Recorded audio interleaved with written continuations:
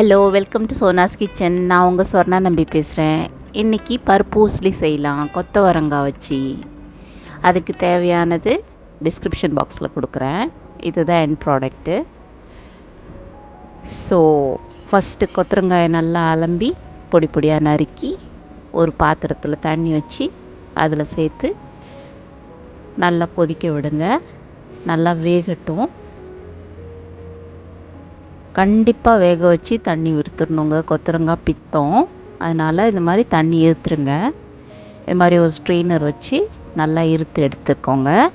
அதுக்கப்புறம் அரைக்க வேண்டிய பொருள் பார்த்துக்கலாம். 3 காஞ்ச மிளகாய், 10 பல் பூண்டு,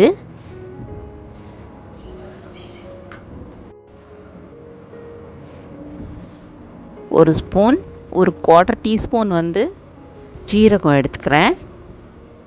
அப்புறம் ஊற வச்சு 2 மணி நேரம் ஊற வச்ச கடலைப்பருப்புங்க,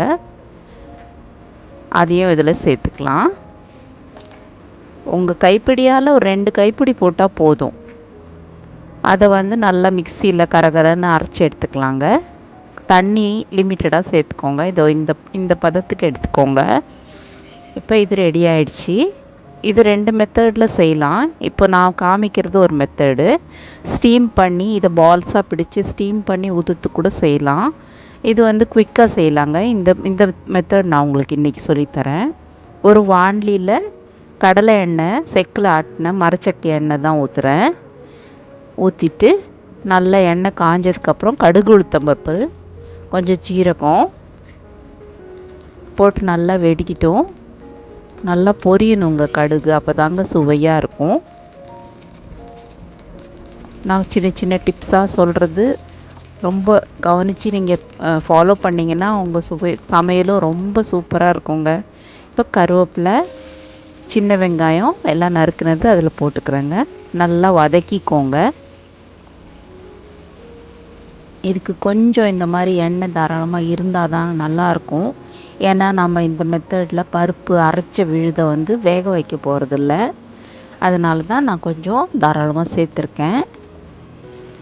இது சுவையும் அபாரமாக இருக்கும். இப்போ நம்ம அரைச்ச விழுதை அடுப்பை லோ டு மீடியமில் வச்சுட்டு அரைச்ச விழுதை இதில் அப்படியே உதிரா சேர்த்துக்கோங்க. இதில்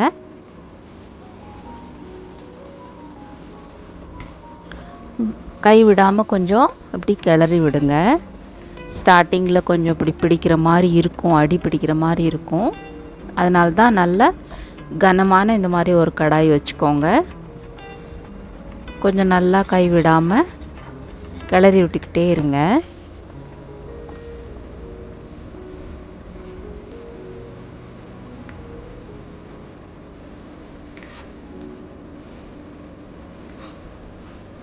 சமையல் செய்யும்போது நல்ல அமைதியான மனநிலையும் ஒரு சந்தோஷமான ஒரு மூட்லேயும் செய்யுங்க. அது நம்ம சமையலில் பிரதிபலிக்கும். நம்ம என்ன மனநிலையில் இருக்கோமோ அது சமையலில் கண்டிப்பாக பிரதிபலிக்குங்க. ஏன்னா நம்ம உழைக்கிறதே சாப்பிட்றதுக்கு தான். அந்த வயிறு நிரம்புறதுக்கு அந்த சுவையாக சாப்பிட செய்கிறது நம்ம ஒரு சந்தோஷமான ஒரு மனநிலையில் செஞ்சு பரிமாறி பாருங்கள். அன்பாக பரிமாறி பாருங்கள். நம்ம ஒருத்தரோட மனசுக்குள்ளே இடம் பிடிக்கணுன்னா அவங்க வயிறு வழியாக தான் போகணும்னு சொல்லுவாங்க எங்கள் அப்பா. ஸோ நல்லா அருமையாக சமைக்கிறவங்க கண்டிப்பாக அவங்க ஃபேமிலியில் எல்லோரும் அவங்கள கொண்டாடுவாங்க. கண்டிப்பாக செஞ்சு பாருங்கள்.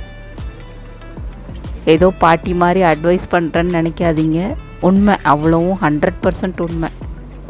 ஸோ பேசிகிட்டு இருக்கும்போதே பாருங்கள் ரெடி ஆகிடுச்சி. நல்லா உதிராக வந்துருச்சு பாருங்கள். இப்படி தாங்க இருக்கணும். இந்த ஸ்டேஜில் நாம் அடுத்தது என்ன சேர்க்கலான்னு பார்க்கலாம். இதில் நம்ம காஞ்ச மிளகா காரத்துக்கு சேர்த்துருக்கோம், வெங்காயம் எல்லாமே சேர்த்துருக்கோம். இப்போ வேக வச்ச கொத்தவரங்காயை அதில் சேர்த்துக்கலாம். கொத்தவரங்காய் ரொம்ப முத்தலாக இல்லாமல் பார்த்து வாங்கிக்கோங்க. இப்போ இதில் ஒரு 1/4 டீஸ்பூன் மஞ்சத்தூள் சேர்த்துக்கிறேங்க.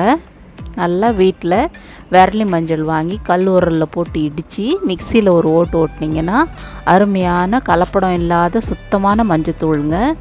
இப்போ அந்த பொரியலுக்கு தேவையான உப்பு சேர்த்துக்கிறேங்க. இதில் நாம் கல்லுப்பு சேர்க்க முடியாது. ஸோ நான் கல்லுப்பு வந்து இடிச்சிட்டு சேர்க்கலாம், இல்லை டேபிள் சால்ட் சேர்த்துக்கலாங்க. இப்போ கருவேப்பிலை கொத்தமல்லி கொஞ்சம் கட் பண்ணி இது மேலே போட்டுக்கோங்க. இவங்களை எல்லாத்தையும் சேர்த்து ஒரு நல்ல ஒரு கிளறுங்க.